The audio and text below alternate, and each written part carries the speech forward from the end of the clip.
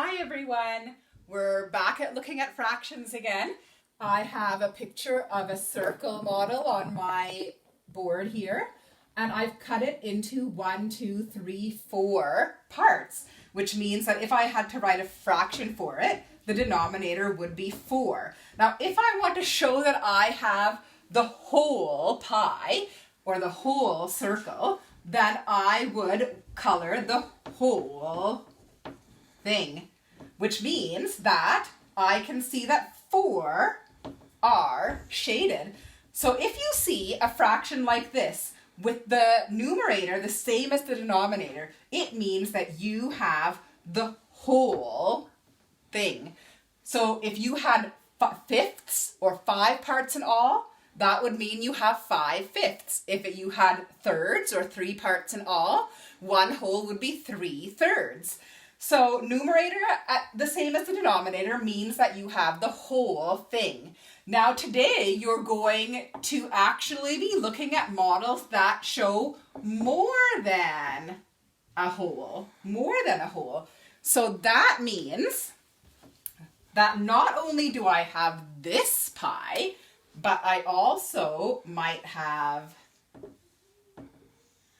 this pie and this pie, and maybe on my last one I only have this much.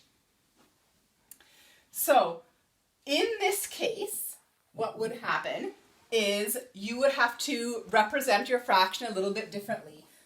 One thing I want you to always remember, and this is where people make a common mistake, is how do you get the denominator? Well, let's think back. What does the denominator mean? It means how many to make a whole, how many to make one whole. So you're looking at one of your pies, and seeing how many in total in just one of these. So the answer is 4. The denominator would be 4. Each of our pies is cut into 4 parts in total. All right, it takes 4 to make a whole pie.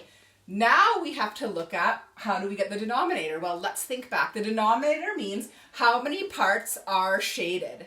So in this case, we have lots of shaded parts here. We have 1, 2, 3, 4, 5, 6, 7, 8, 9, 10, 11, 12, 13. So we have 13 parts shaded.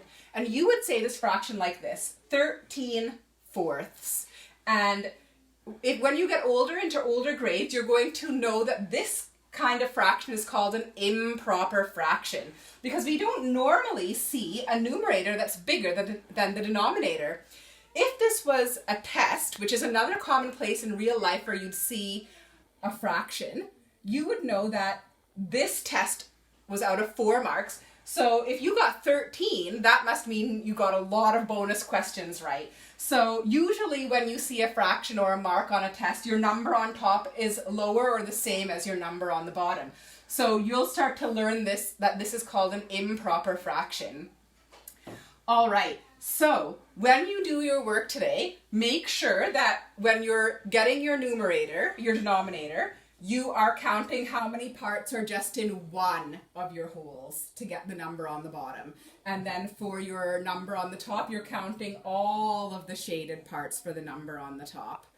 And remembering that one whole is equal to just the number in one of your parts. So if your circle is cut into 4, then 1 whole is 4 fourths. If your circle is cut into thirds, 1 whole would be 3 thirds. Okay, so having fun today looking at fractions that mean more than a whole, and also figuring out what the fraction is to make a whole today. Have fun!